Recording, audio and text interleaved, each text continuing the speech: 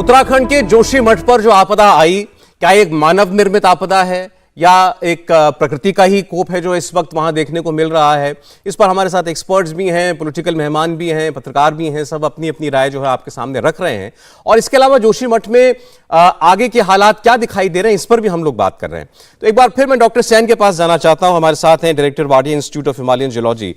Doctor Sain, जो अभी हमारे साथी पत्रकार एक बात कह रहे थे, भाई ये मैसेज भी ना जाए कहीं कि भाई पूरा स्टेट जो है या ये पूरा रीजन जो है बड़ा अनस्टेबल है, अनसेफ है, लोग जाने से कतराने लगे, तो ऐसे हालात भी नहीं बनने चाहिए। तो आप क्या एडवाइस करते हैं इस वक्त लोगों को, जो भी आपको इस वक्त सुन रहे होंगे? ये पूरा इलाका, पूरा रीजन जो है, इसको लेकर के आपकी एक्सपर्ट ओपिनियन क्या है? सौरभ, ये एक रिक्वेस्ट था मेरा। खान साहब, मैं आ रहा हूं, इनके बाद आप बोल लीजिएगा। बिफोर यू टेक नहीं, इससे पहले कि आप डॉक्टर सैन का एक्सपर्ट कमेंट लें। अच्छा डॉक्टर सैन, एक मिनट, मुझे लग रहा है वो कुछ बात ऐड करना चाह रहे हैं। जी बोलिए, चौहान जी बोलिए। नहीं, मैं सौरभ जी ये ऐड करना चाह रहा हूं। रमेश जी ने जो एक बात कही, this is not a kind of a case where everyone should sit in a judgement.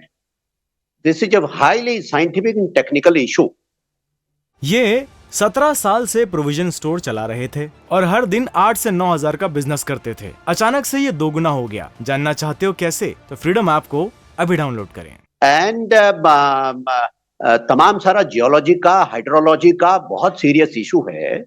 इसलिए मेरे जैसे पॉलिटिकल मित्र भी हैं, रमेश जी ने एक बहुत इंपॉर्टेंट सवाल उठाया कि हम गैर जिम्मेदाराना तरीके से, अपने तरीके से मनगढ़ंत नॉन साइंटिफिक बातें कहते कहते एक पैनिक ना बनाएं, जिससे बहुत दूरगामी नुकसान होने जा रहा है। नो डाउट जोशीमठ के लोगों को इस समय बहुत मदद की दरकार है।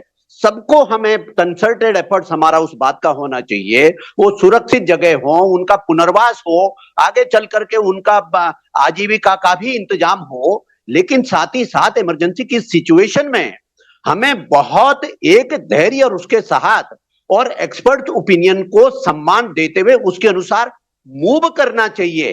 केवल पॉलिटिकल चश्मे से यदि हम गैर जिम्मेदाराना तरीके से निरंतर कमेंट करते चले जाएंगे तो लोगों के लिए दूरगामी समस्याएं खड़ी होने जा रही है, मैं कहना चाहता हूं। इसलिए डॉक्टर सेन से मैं आग्रह करूंगा कि कृपया करके बहुत टेक्निकल सवालों पर, संभवतः आप सही कमेटी के भी मेंबर हैं, तकनीकी सवालों पर आप बता भी रहे हैं, और भी थोड़ा बेहतर करिए, सो दैट हमारे एडमिनिस्ट्रेशन को भी, गवर्नमेंट को भी, पॉलिटिकल पार्टीज का भी, सबका बिल्कुल एक मार्गदर्शन। वही बात जॉन साहब उनसे मैंने पूछा था कि अभी जो बात रमेश कह रहे थे कि कोई गलत मैसेज नहीं जाना चाहिए। ठीक, बात सही है कि वहां पर जोशीमठ में एक हिस्से के अंदर जो है इस वक्त बहुत एक इमरजेंसी की सिचुएशन बनी हुई है।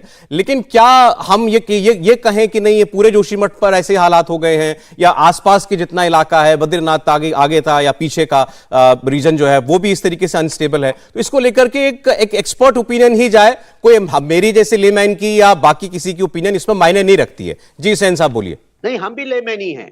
मैं कहने लग जाऊं टनल की वजह हो रहा है, दैट्स रॉन्ग। ठीक है चौहान साहब, एक बार डॉक्टर सैन बोल रहे हैं जी।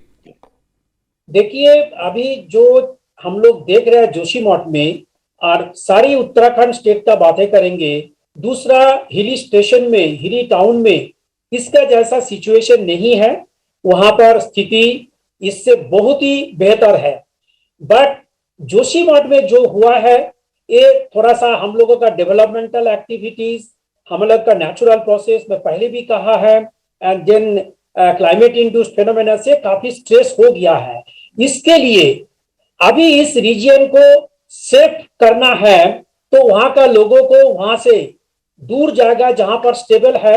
हम उसको कितना नुकसान जो हो रहा है उसको पूरा नहीं कर सकता है, लेकिन काल अगर कुछ इस जगह में आपदा आ गए, because of the rainfall, because of the earthquake, तब एटलीस्ट हम स्ट्रक्चर प्रॉपर्टी को खोए तो भी ह्यूमन लाइफ को सेव कर सकता है। ठीक है, नीड ऑफ द आवर। ठीक, डॉक्टर सैन, इसी पर एक क्लैरिफिकेशन आपसे मैं चाहता हूं। पहले भी ये बात हुई थी, मैं और खुल के आपसे पूछ रहा हूं। ये बताइए कि 25,000 की आबादी एवरेज मानी जाती है कि है जोशीमठ की। अभी जो है वो शायद चंद एक हजार लोगों को इवैक्यूएट करने की स्थिति आई है। क्या आपको लगता है कि पूरे टाउन को भी शिफ्ट करने की नौबत आ सकती है? अभी इसके एक असेसमेंट चल रहा है, ये कितना मकान क्षतिग्रस्त हुआ है, कितना लोगों को शिफ्ट करना है, तो उस बेसिस पे ये लोगों को शिफ्ट किया जाएगा। Whether entire city to be evacuated or some portion, because some of the wards we have seen have been affected by the fractures heavily. Some other places are not that much. Okay. So after the assessment only, it can be decided whether it can be evacuated wholly or not. Alright, Ramesh कुछ add कर रहे हैं, फिर मैं नेहा जी आता हूं। बोलिए रमेश। सौरभ जी, अगर आप जोशीमठ को देखें ना, तो इतने बड़े बड़े बोल्डर यहाँ पर हैं, और अगर आप पूरा एक यहाँ घूम लें तो आप उससे अंदाजा लगा पाएंगे कि जो आपने सवाल किया कि क्या हमें जरूरत पड़ सकती है आने वाले समय में सारे लोगों को इवैक्यूएट करने की, हालांकि मुझे लगता है कि एक साइंटिफिक एनालिसिस हो जाना चाहिए और वैज्ञानिक इस पे बोले तो ज्यादा अच्छा है। एक बात मैं आपसे और कहना चाहता हूं, गवर्नमेंट ऑफ उत्तराखंड को अब बैठ के बहुत प्रैक्टिकली रिहैबिलिटेशन पॉलिसी पे बहुत काम करने की जरूरत है। देखिए, डिजास्टर प्रोन स्टेट है, अगर यहां पर एक बहुत ही प्रैक्टिकल रिहैबिलिटेशन पॉलिसी नहीं होगी, जो लोगों की आज नाराजगी है। अब साहब, किसी ने 10, 15, 20, 50, 60 लाख रुपए में मकान बनाया, उसको आप कहेंगे आपका जो डिजास्टर फंड है उसमें से आप 4 लाख या 2 लाख 3 लाख दे देंगे, बोलिए जाइए अपना घर बना लीजिए, वो तो मुमकिन नहीं है।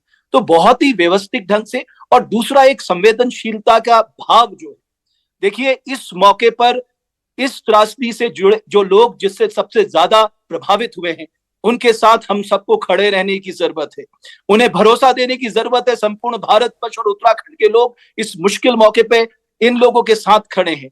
ये 17 साल से प्रोविजन स्टोर चला रहे थे और हर दिन 8 से 9 हजार का बिजनेस करते थे। अचानक से ये दोगुना हो गया। जानना चाहते हो कैसे? तो फ्रीडम ऐप को अभी डाउनलोड करें।